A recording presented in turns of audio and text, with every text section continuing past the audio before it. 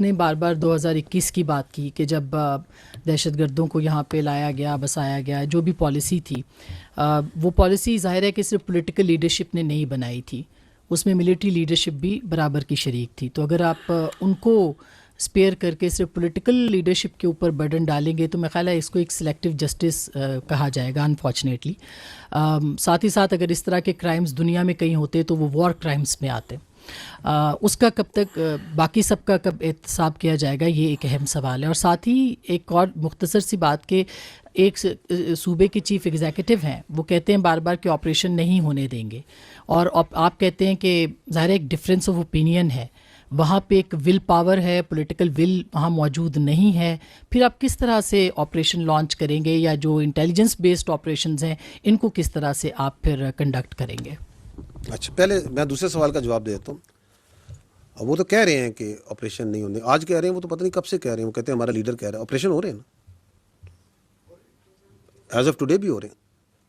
Because the security, میں نے اب پہلے بار بار کی، کچھ چیزیں فنڈامنٹلز ہیں جن کے اوپر کوئی کمپرومائز نہیں کیا جا سکتا. The territorial integrity and the security of the state, یہ ہمیں جاننا ہی ضروری ہے. یہ آپ کے سامنے یہ آئین کی کتاب ہے، یہ آئین کی کتاب ہے نا، اسی یہی ہے نا فنڈامنٹل بک جس سے آپ کا پوری اسٹیٹ چلتی ہے. اس میں فریڈم آف ایسوسیشن ہے آرٹیکل 17، جہاں پولیٹیکل پارٹیز کا ذکر ہے، ایسے ہی ہے نا. اس میں بھی لکھا ہے every citizen not being in the service of Pakistan shall have the right to form be a member of a political party subject to any reasonable restriction impose by law in the interest of the sovereignty اور integrity of Pakistan. یہ آئین کہتا ہے کہ کوئی قانون، کوئی political, کوئی ایسوسیشن، کوئی فریڈم آف ایکسپریشن جو سی ہے وہ پاکستان کی سوورینٹی اور انٹیگریٹی کے منافی نہیں ہو سکتی. یہ میری بہن کہتا ہے یا نہیں کہتا ہے؟ ہم نے جو اوتھ لی ہے اس ملک کی سوورینٹی انٹیگریٹی کی لی ہے یا نہیں لی ہے؟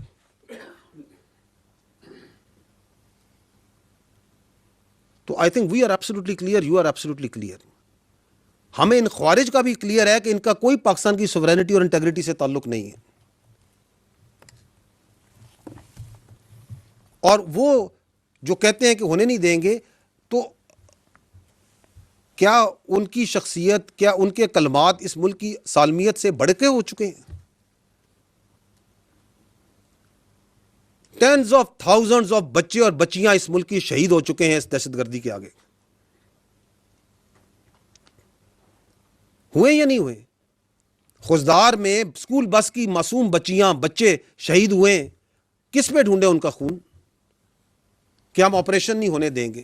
وانا کے اندر بچوں پہ حملہ ہوا، آپ کی فوج درمیان میں آئی، 3 ہمارے بہادر جوانوں نے اپنی جان دے کے ان بچوں کو بچایا. کس پہ ڈھونڈے ان کا خون کہ ہم آپریشن نہیں ہونے دیں گے؟ آپ کی پولیس کے بچے، آپ کے ایف سی کے بچے، آپ کے سولینز کیا شہید نہیں ہو رہے صوبے میں؟ کیا آپ کے پاس حل ہے کہ آپ کہتے ہیں کہ آپریشن نہیں ہونے دیں گے، کہتے ہیں کہ کابل سے آپ جو ہے بھیک مانگیں گے سیکورٹی کی؟ تو کیا کریں گے پھر آپ؟ تو ہمیں ایبسولوٹ کلیئر ہے، ریاست کو بھی کلیئر ہے، اس ملک کے بچوں کو بھی کلیئر ہے، خیبر پختونخوا کے عوام کو بھی کلیئر ہے. کیا آپ یہ کہتی ہیں کہ چونکہ وہ کہتے ہیں تو وہاں پہ جو سا ہے، جو ان کی پرورٹڈ آئیڈیالوجی ہے جس کا دین اسلام سے کوئی تعلق نہیں ہے، جس کے اندر آپ کو عاصمہ شیرازی کو اجازت نہیں کہ وہ یہ سوال کر سکیں، کہ اس کو امپوز کر دیں کیونکہ وہ یہ کہتے ہیں. تو وی آر ایبسولوٹلی کلیئر، ریاست کلیئر، آپ کو بھی کلیئر ہے. یہ ہماری سالمیت کی جنگ ہے، یہ پاکستان کی جنگ ہے. یہ کوئی شخصیت، کسی کی سیاست اس پاکستان سے بڑی نہیں ہے، کوئی ذات کسی سے بڑی نہیں ہے. جو آپ نے بات کی سلیکٹو، کہ جی یہ سلیکٹو جسٹس ہے، جب ہم یہ بات کرتے ہیں، دیکھیں we need to understand that how the state کے فیصلے ہوتے کیسے. میں ہمیشہ یہ کہتا ہوں کہ ہمارے اوپر ایک نیریٹو ہے جو سیاسی نیریٹو ڈالا جاتا ہے، جس کے اندر جو سا ہے اختیارات مکمل لیے جاتے ہیں، ذمہ داری پوری نہیں لی جاتی، بالکل نہیں لی جاتی. اور اس کا جو طریقہ واردات ہے وہ یہ ہے کہ جی ہم تو بے اختیار تھے. جو حکومت ہوتی ہے وہ بااختیار ہوتی ہے. آج جو حکومت ہے وہ بااختیار ہے. جو پہلی حکومت ہی بااختیار تھی اس سے پہلے ہی بااختیار ہوتی ہے. اس کے اختیار کو وہ اپنے مختلف اداروں کے ذریعے عملداری میں لاتا ہے. One of the organization, one of the institution of the implementation of the writ of the state is the army. ایک FBR بھی اس کا ادارہ ہے.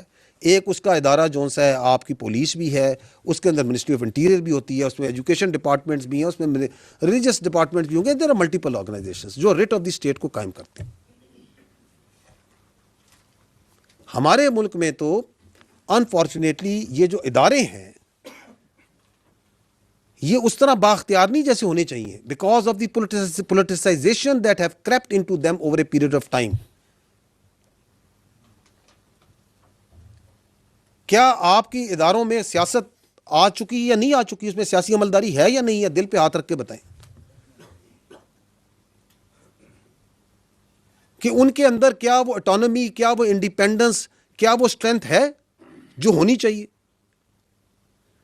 تو یہ تو ایک بڑا مذاق خیز بیانیہ ہے کہ جی ہم تو کوئی فیصلہ ہی نہیں کرتے, ہم تو بے اختیار ہیں اور یہ سارے فیصلے کرتے ہیں. کیونکہ ایک ادارہ ہے جو اپنے اوپر, ہم ہمیشہ کہتے ہیں کہ ہمیں اپنی سیاست سے, اور ہر قسم کی سیاست سے, ایک A B C D, ہم کہتے ہیں ہم کسی کی سیاست ہم پہ نہ لاگو کریں.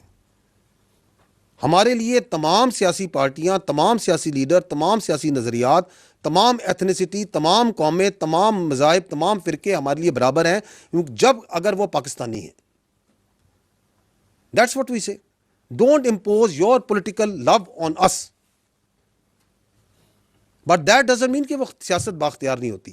وہ جو اس وقت کی حکومت تھی, وہ جو اس وقت لیڈر تھا جو کہ اپنی پارٹی کو ایک ایز اے بالکل ڈکٹیٹر کے طور پہ چلاتا ہے. آپ دیکھیں کہ پوری پارٹی, وہ کہتے ہیں نا جمہوریت تو سب سے ساری پارٹی تو ایک بندے کے ریوالو کرتی, اس وقت بھی پوری حکومت تو ایک بندے پہ ریوالو کرتی تھی.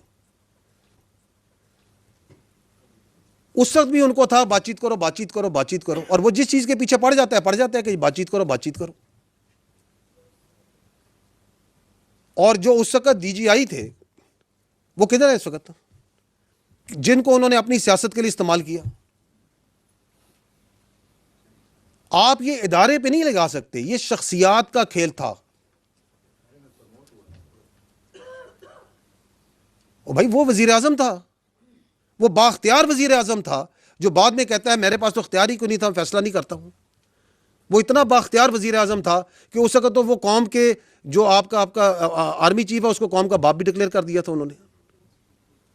یہ کام تو اتنا اختیار تو کسی وزیر اعظم کے پاس نہیں تھا آج تک 1947 سے کہ وہ کسی آرمی چیف کو قوم کا باپ ڈکلیئر کر دے. ہمیں تو یہ پتا ہے کہ قوم کا ایک ہی باپ ہے, قائد اعظم محمد علی جناح. وہ عظیم شخصیت جس نے یہ ملک بنایا, اور قوم کا ایک ہی شاعر ہے حکیم الامت علامہ اقبال. ہم تو اس کو پڑھ کے سے آئے تھے, یہ ایک نیا قوم کا باپ لے کے آگے تھے, کیونکہ ان کی سیاست جو سی اس یہ ڈیمانڈ کرتی تھی. تو آپ جو سے نا ان کو انڈر پلے نہ کریں. وہ جو ابھی بھی بیٹھ کے کہتے ہیں کہ آپریشن نہیں ہونے دیں گے, ابھی بھی کہتے ہیں کہ بات چیت سے مسئلہ حل کرو, وہ جو خبت ادھر تھا وہ خبت ابھی بھی ہے.